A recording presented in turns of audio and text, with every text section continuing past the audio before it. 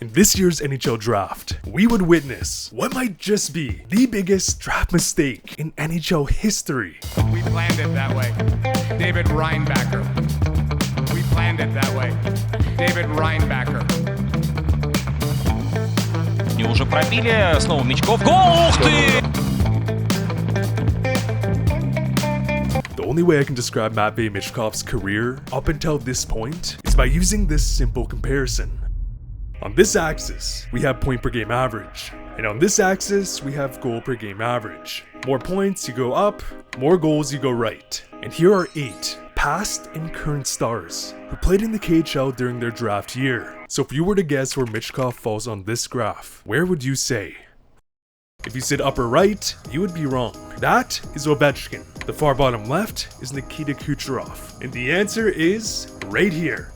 Yep, when you look at some of the names Michkov surpassed, you might just think, how in the hell could 6 other teams pass on Matvei Michkov?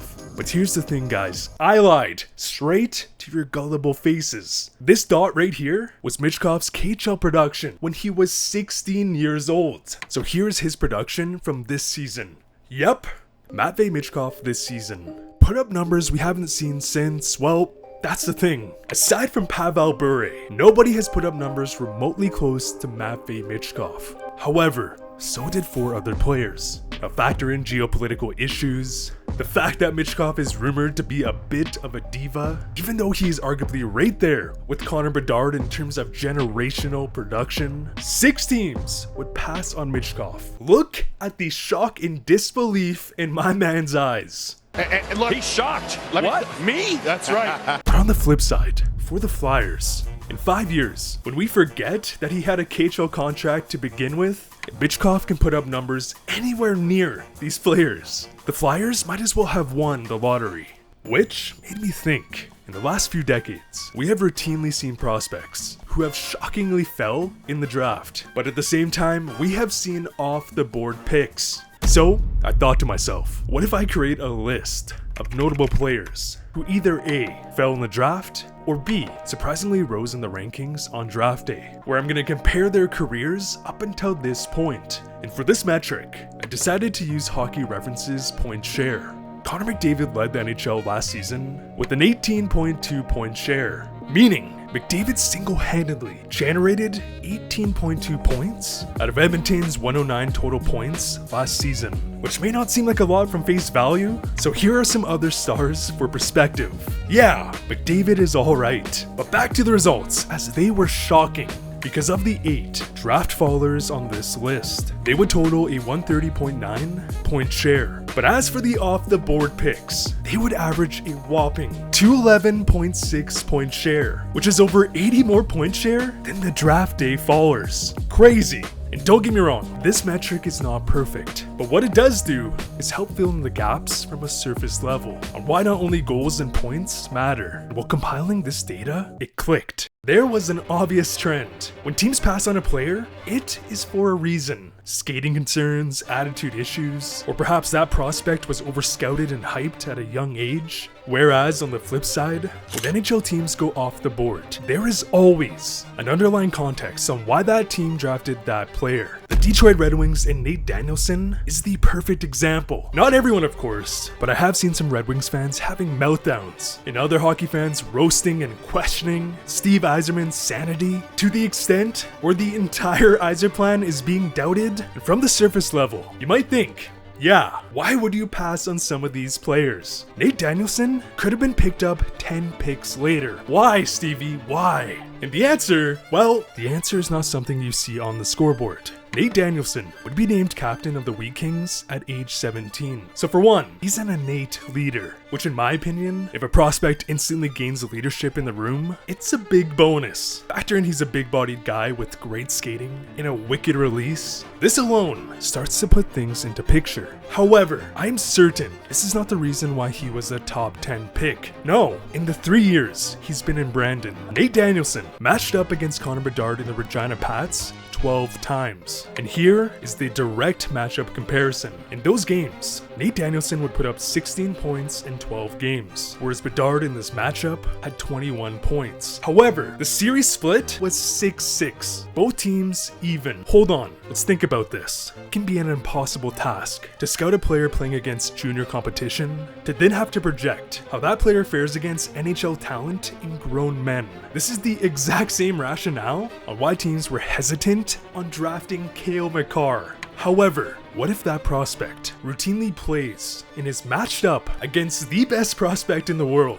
playing on a team that wasn't so good while putting up points? And Danielsson, does he have room to shoot? Oh, what a move! Danielsson in! He scores! If we look at just last season, Nate Danielsson outperformed and shut down Connor Bedard. It's the same reason and logic why scouts and fans are pumped to see prospects in the World Juniors, as those games provides great perspective on how top prospects perform against each other. Now, factor in that Danielsson is a big body center with immense scoring upside, the exact kind of player who just won a Stanley Cup, starts to make sense to why Steve Yzerman went off the board. Or even the Montreal Canadiens, as the David Reinbacher pick to me is very reminiscent of the Sider pick back in 2019. Reinbacher is a physical, two-way defenseman with some upside. He has an entire mixtape on YouTube of just clips of him laying guys out.